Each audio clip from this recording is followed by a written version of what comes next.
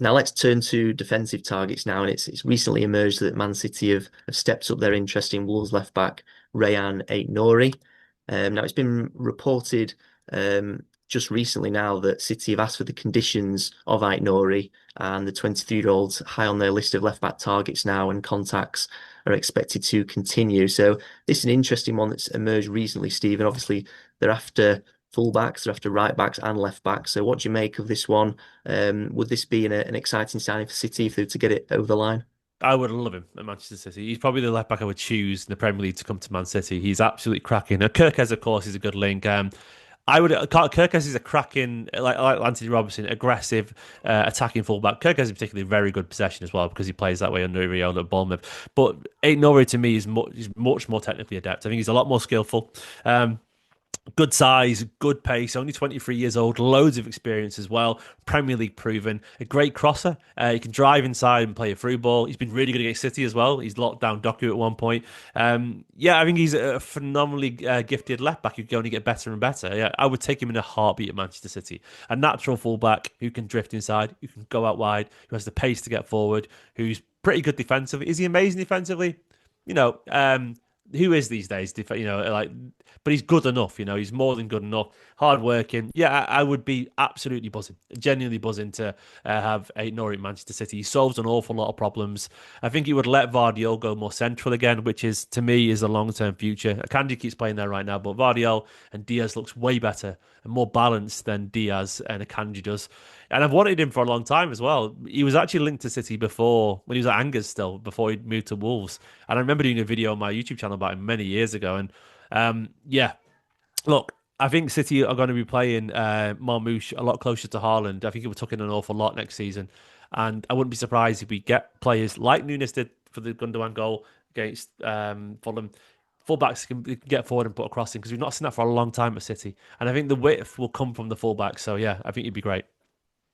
Yeah, he's a very obviously attack-minded left back. He's playing well as a wing back for Wolves. So is that almost a surprise in a way that they're not going for, say, a sort of a natural left back? Well, they're going for a very attack-minded one, more of a wing back really that we've seen at Wolves, and that sort of suggests maybe how City, may play going forward with plenty of width down the flanks and down the left with Ait-Nouri. Yeah, I think they are. I think they are. I think they want wingers who are going to tuck in like Marmoush was saying. And look, he is more of a wing back. But when you look at the average position of Nunes and O'Reilly's been playing that role, they are really far forward. We've had sort of like Vardiol and Diaz for the spell were sort of the two. We've been done like a 2-3 shape. So two defenders, the wing backs were really far forward. But we've had like Bernardo Silva, Kovacic, Gundogan, all a little bit deeper, and then everyone else in front of them. I can totally imagine a scenario where you've got, the 2-3, say the right back, still Nunes. It'll be someone else, but just call it Nunes for now. You've got your two centre backs, Vardiol, Diaz, whoever, and then you've got, if you get, Rodri in the centre, you've got Reinders on the left, you've got Gibbs White comes in. You've got those three there. So you've got like a diamond midfield with Phil Foden at the tip of that potentially. So you've got you got your four midfielders there, fullbacks right up wide, and then you've got essentially two up front in Marmoush and Hartland. And that to me, you can see where the width would come from fullbacks you can get forward while letting the likes of Reinders and Rodri and Gibbs White pull the strings outside the box and Foden and have a shot. And I think it's a reaction to where City are going. I think Guardiola has stumbled across that. It's not stumbled across it. It's Guardiola. He's planned it intensely, but it's worked. And as I was saying earlier on this video, City have had the best record since January the 1st in the league, and it was around then that City changed the system to defensively to have three midfielders ahead of the two centre backs who stayed back. And I think the players were signing and the players were linked to. Livramento on the right were linked to.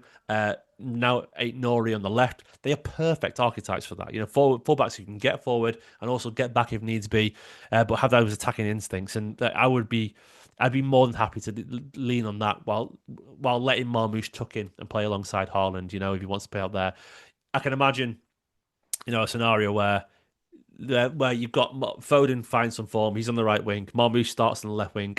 They both tuck in a little bit. You've got midfield three of Reinders, Gibbs White, Rodri, and then you've got the fullbacks in hopefully Livramento. It won't be, but that'd be the dream. And Ait-Nouri, that'd be amazing. That bombing forward. There's so much physicality there. There's so much aggression, technical ability, very different ways. And then you've still got your wingers on the bench in Oscar Bob and Doku and Savino if you need them. So yeah, I think it makes an awful lot of sense.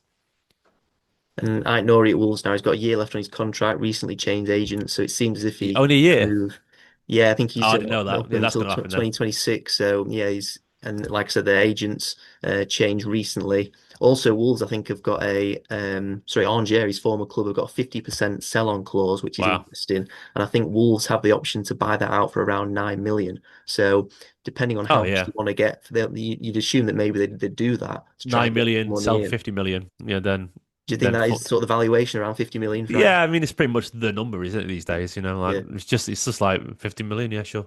Like I mean, with a year left, it might be less. It might be yeah. 43 with 5 million add-ons, something like that. But either way, if you're Wolves, you buy that out, don't you? And you make more profit that way as opposed to only making 20 million off the 50 split. It'll be something like that because how can they ask for more than that if you've got a year left?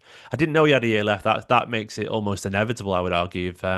If City definitely want fullbacks, and Guardiola's actually said it publicly and rarely that we need fullbacks. I can't remember the exact quote, but he did say it recently, and that he would be perfect.